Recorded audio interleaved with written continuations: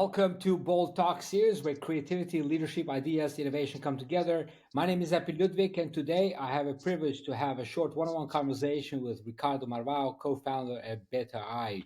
Ricardo, great seeing you. Welcome to our Bold Talk series. How are you, man? I'm good. Thanks for the invite. It's great, man. Good to see you. Life is good?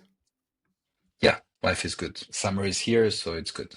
All right. Yeah, summer. Everybody's looking towards a vacation, having a good time outdoors. Yeah. Ricardo, we know each other for many years, but we never had this discussion in terms of the for people to know what you guys are doing with Better I. Let's start with your founder story first. What led you to launch Better I, and what was missing in the innovation space that you felt it's was compelled to solve?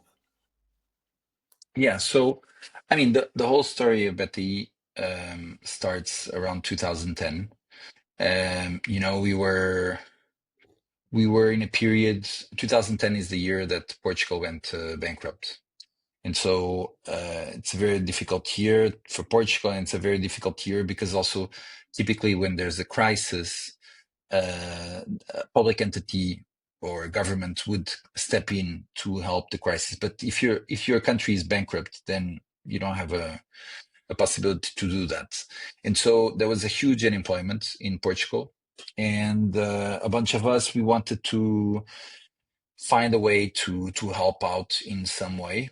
And why not use entrepreneurship as a way out of the crisis? So because of the amount of unemployment, we thought, okay, if you can't find a job, create your own job. And that's how we started this grassroots movement inside BTI to create a lot of startups and a lot of entrepreneurs to start developing their own projects. Nice. Um, are you running it more as on a competition or as a way of a prize challenges, or how are you doing it now? I mean, but he changed a lot over the years. At the beginning was really to support the entrepreneur at the very early stage, 1, 2, 3 founders. We did first to create a community. The first thing we did was we create something called the Beta Talks. And those Beta Talks was really just, you invite a couple of people that have done projects, have been successful, have started their own startups, and they come and talk about their experience, lessons learned, things to do, not to do, and that created this momentum. And we started with maybe, I don't know, 10 people once a month, and then suddenly after a year, we were about 1,500 people every month talking about these things on the Beta Talks. And after a while, people started saying, "I have an idea. How do I start?" And so we decided to help, and we started doing pre-accelerators. So really idea to prototype. And we tried many ways. We tried during the day, during the night, during the weekends. We tried by sectors, verticals, different ways to test out and create a bunch of projects into prototype stage. And then people after that started saying, okay, now I want to go international. I want to raise some money for this. I want to go international and try out the market. And so we started the first accelerator, and it was called the Lisbon Challenge. And that accelerator basically ran for about from 2013 to 2019. We had 2 batches a year with about 25 startups per batch, and it was very international also. And at the time was really, sponsors that support. They want to see more startups, and they want to see an ecosystem that's really flourishing. Over that period, and we also did a big event that would bring a lot of investors, so that these investors could, sponsor or invest in these startups. And over that period, we started getting corporates corporates that started coming to us and asking us, "Oh, we like what you guys are doing. Do you also do this for corporates?" And we said, "Yes."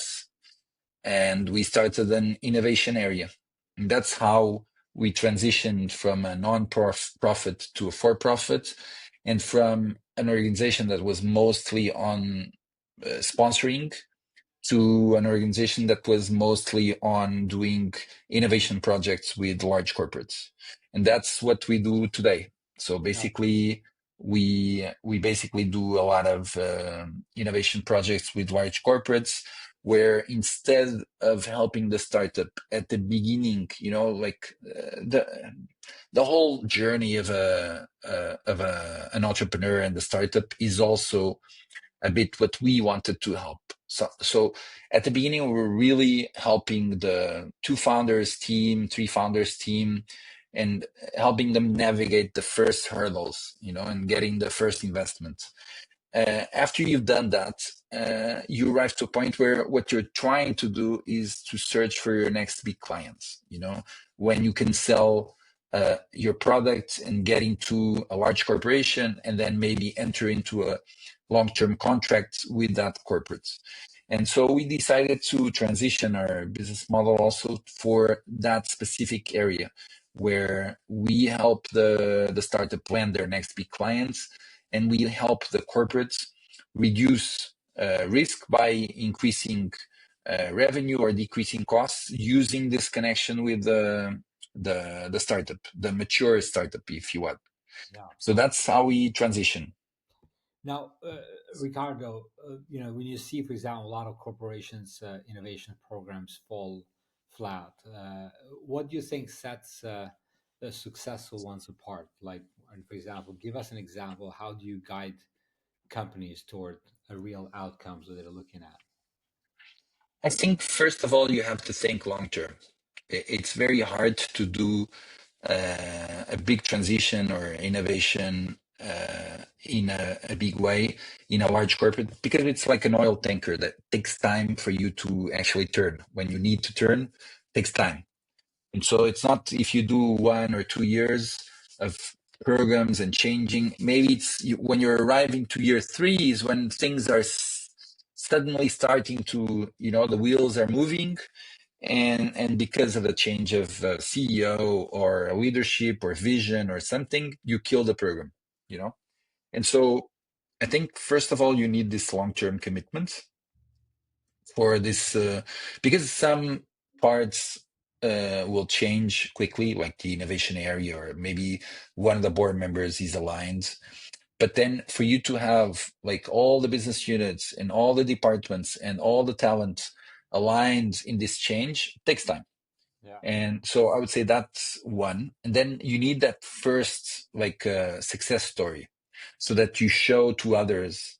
And then it's the others that tell the story internally. You go to the canteen and you're talking with your colleagues. Oh, how did you manage your KPIs of this year?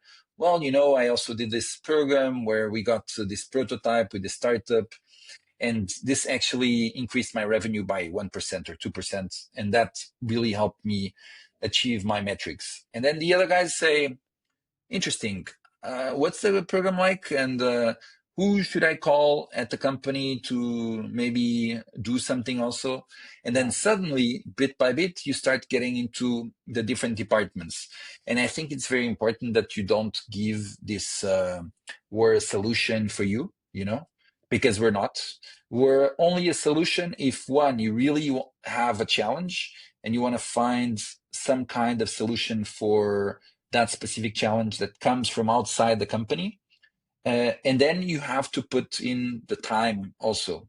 It doesn't work if you just say, yes, I want to do a pilot and then maybe a contract, and then you don't show up, or there's no time to do a pilot, or you don't put the right people inside your organization for the startup to really understand the specific challenge and the technical difficulties that you're facing. So you need that part, plus all the rest of the bureaucratic, let's say, parts, where you need to work with the legal department inside the organization, or contracts, all these things. It seems trivial, But in the end, sometimes I've seen pilots that are super successful and then didn't become a contract because, I don't know, there was a 100-page document that was presented to the startup, and maybe they had to pay like 5 or 10K for lawyers to look at that.